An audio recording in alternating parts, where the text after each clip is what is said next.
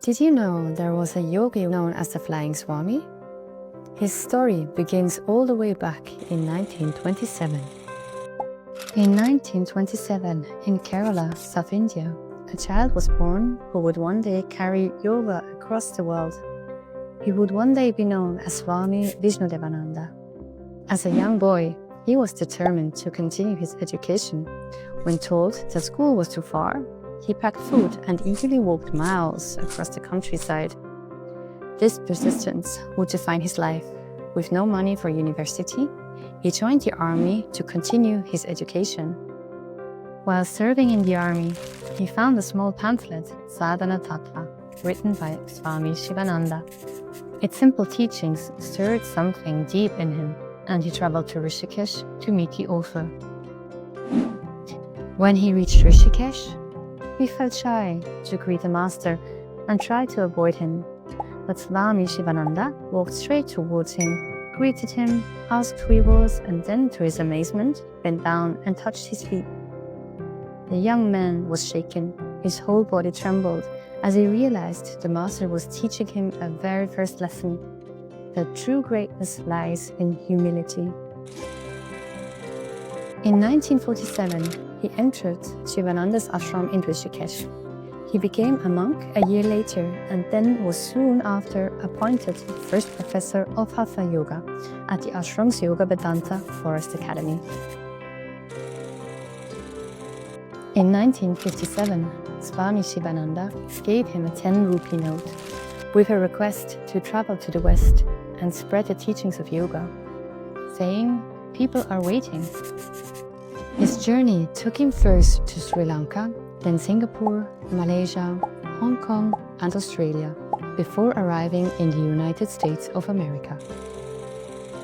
By 1959, he founded the first Shivananda Yoga Vedanta Center in Montreal. Soon after, he published the complete illustrated book of yoga, which introduced classical yoga to a global audience. In 1969, he launched the first yoga teachers training course at the yoga camp Val-Morat, Quebec. TTC was designed to train future leaders and responsible citizens of the world in yogic disciplines.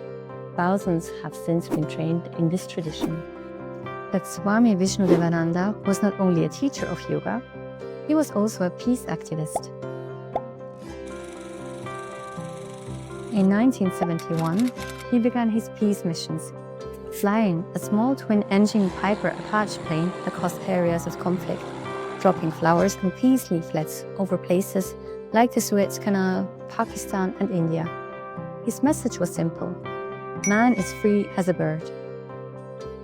On August 30th, Swamiji took off from Logan Airport in Boston on the first leg of his round-the-world peace mission. With him was his student and co-pilot, Bren Jacobson of Montreal.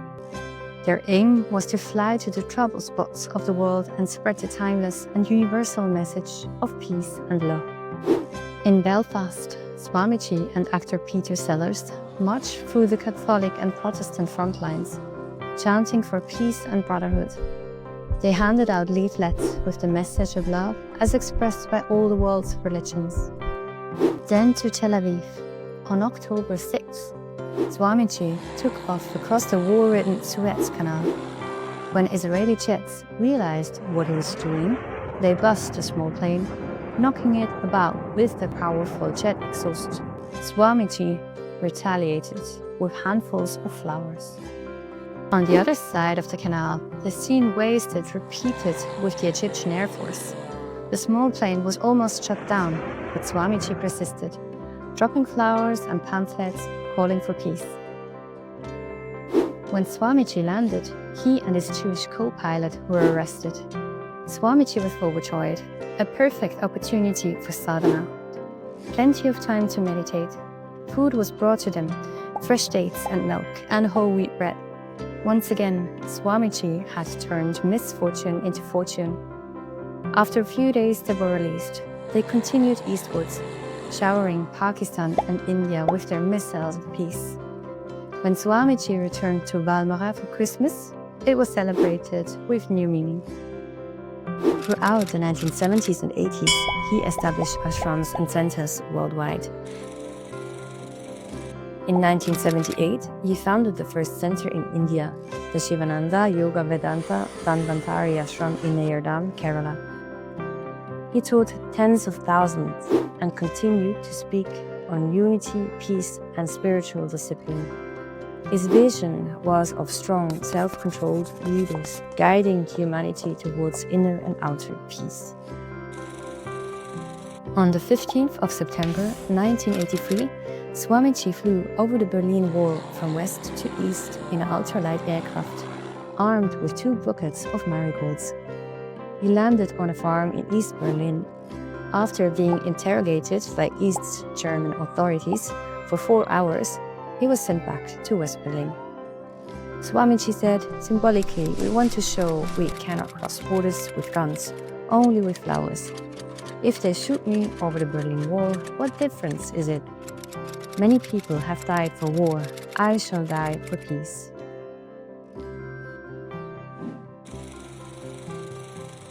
In 1984, Swamiji spent 3 months in a tour from London to India in a double-decker bus, carrying the message Yoga for World Peace. In February, Swamiji met with Sikh leaders Sant Longowal and Sant Brindawal at the Golden Temple in Amritsar.